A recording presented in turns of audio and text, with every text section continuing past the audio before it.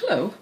So here I just want to solve an equation, a trig equation, and here you're asked to solve sin of 2x equals negative square root 3 sin x over the interval 0 to 2 pi, 0 included.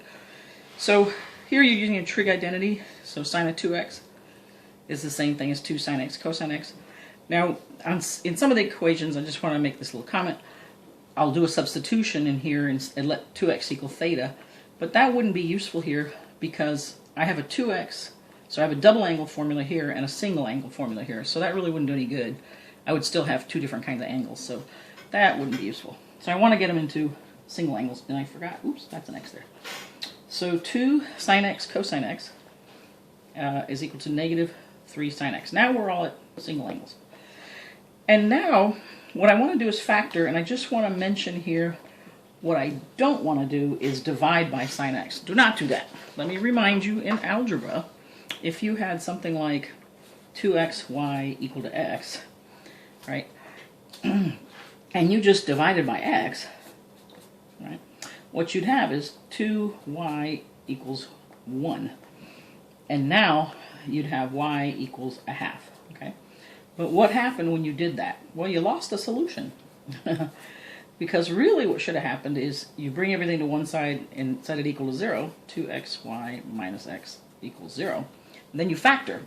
So you take out the x, or you factor out the x. Now this part, right, this is a product, so this is like a times b equals 0.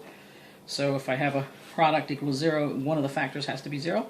So either x is 0 or 2y minus 1 is 0.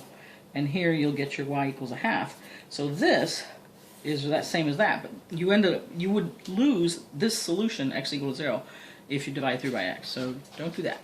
So coming back here, what I want to do is bring everything onto one side and set it equal to 0 so that I can then factor. So 2 sin x cosine x plus square root 3 sin x equals 0. Okay? And we might have some help from my cat. All right, so then I'm ready to factor what's common, right? So the sin x is common, so I'm going to factor that out. So I'll have 2 cosine x plus square root 3 equals 0. And now either, this is the a times the b equals 0. So either sin x equals 0 or 2 cosine x plus square root 3 equals 0. Okay. Now this is asking for what angle x, the angle is just named x, for what angle x is the y coordinate equal to 0. So you're like, okay, so when is it that y, which moves up and down, y coordinate is 0? It's here and also here. So it's 0 and pi. Yeah. And then this one you can solve. 2 cosine x equals negative square root of 3, right? And now cosine x equals negative square root of 3 over 2. Right?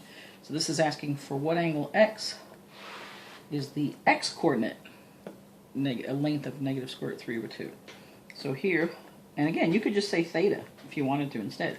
Then it would be for what angle theta is the x coordinate, a length of negative square root of 3 over 2.